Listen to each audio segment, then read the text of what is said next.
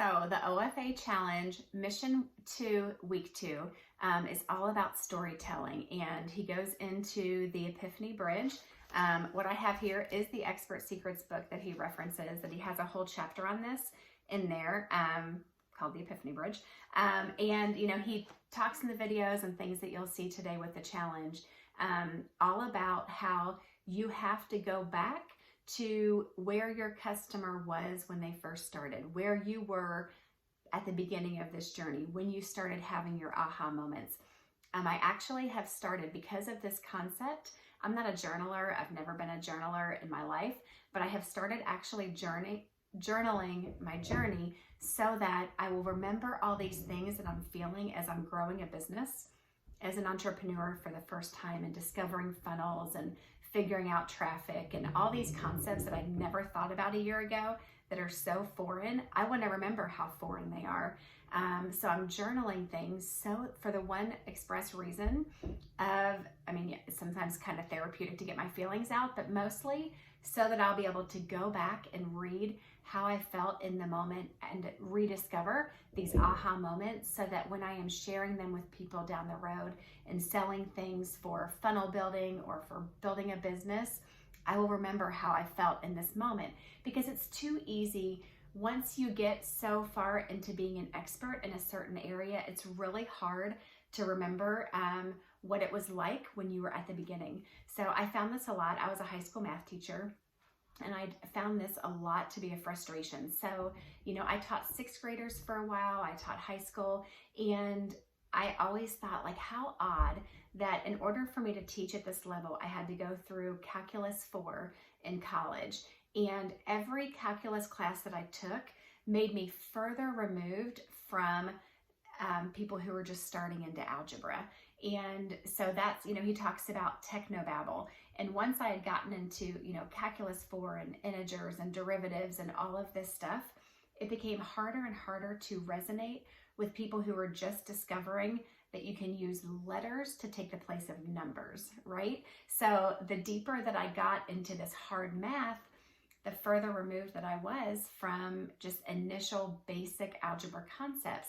So that when I was teaching and students would have trouble understanding that X is your independent variable and Y is your dependent variable, it was hard for me to even remember back to what that was like when I didn't know that. It's just like a root thing that I had built, you know, years of education on. So, you know, it's kind of like that. And that's what you have to remember.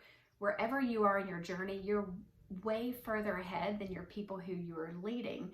And sometimes it can be intimidating, thinking, oh, but I have so much more to learn. It doesn't matter. Who you're leading, you're further ahead than them.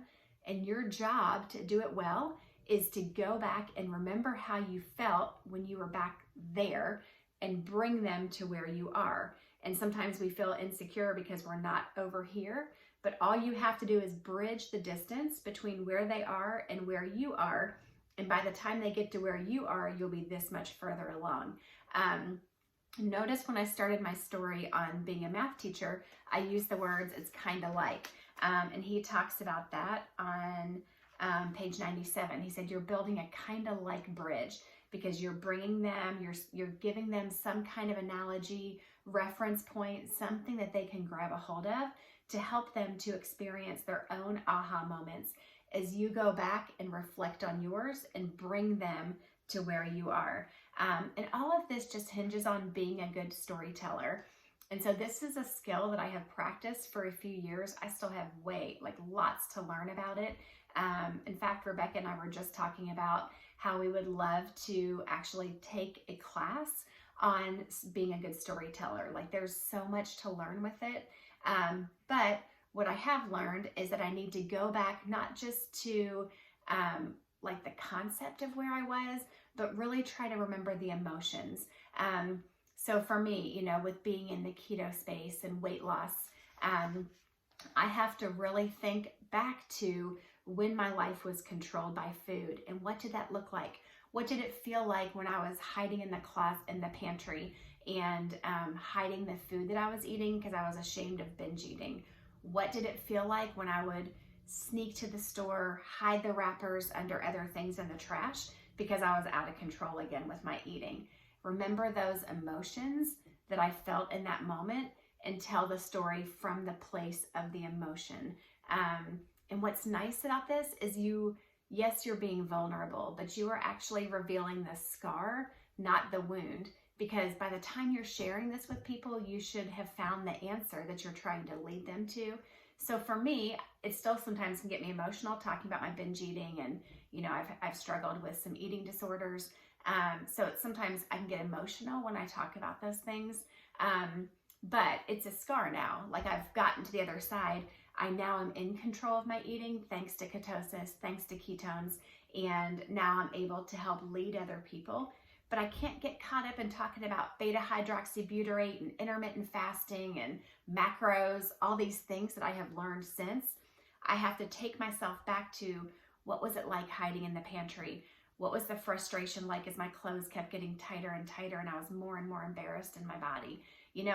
I have to think back to those emotional feelings versus wanting to talk about the science and what's happening in your body once you get into ketosis. So always going back to where your customer is and slowly bringing them